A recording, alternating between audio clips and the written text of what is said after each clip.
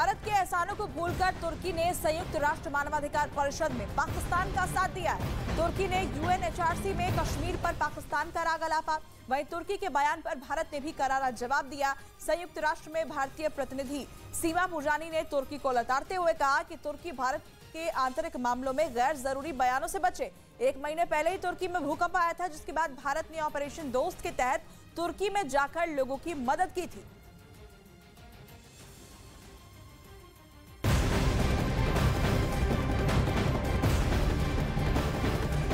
संयुक्त राष्ट्र मानवाधिकार परिषद में कश्मीर का मुद्दा उठाने पर भारत ने पाकिस्तान पर जोरदार पलटवार किया।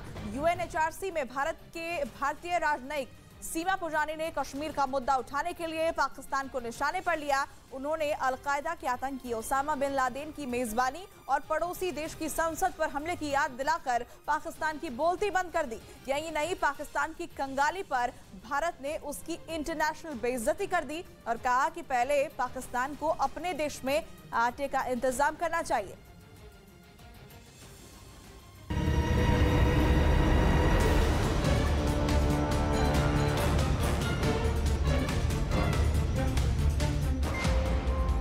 भारत ने पाकिस्तान को फिर लताड़ा। यूएनएचआरसी में पाकिस्तान को करारा जवाब। कश्मीर का मुद्दा उठाने पर जोरदार पलटवार। भूखे और कंगाल पाकिस्तान को संयुक्त राष्ट्र मानवाधिकार परिषद की बैठक में कश्मीर का मुद्दा उठाना महंगा पड़ गया।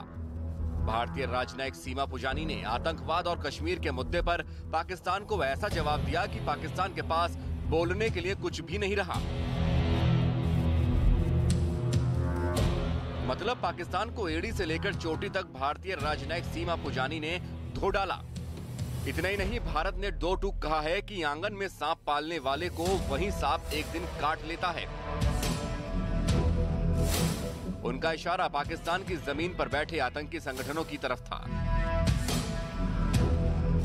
दरअसल पाकिस्तान की विदेश राज्य मंत्री हिना रब्बानी खार ने यूएनएचआरसी में कश्मीर का मुद्दा उठाया था।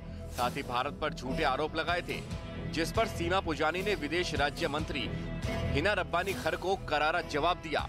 वहीं भारत ने पाकिस्तान को आतंकवादियों का रखवाला तक बताया। Pakistan actively lends its energies to aid, host and abet international terrorists. It has the unique distinction of hosting the most number of UNSC designated terrorists and terror organizations. Allow me to recall that Osama bin Laden lived next to Pakistan's premier military academy. Its security agencies have nurtured and sheltered Hafiz Saeed and Masood Azhar for decades.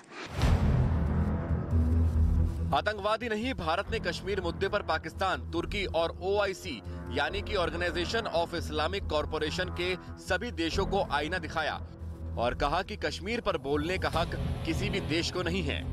Regret the comments made by Turkey on a matter that is an internal affair of India and advise it to refrain from making unsolicited comments on our internal matters.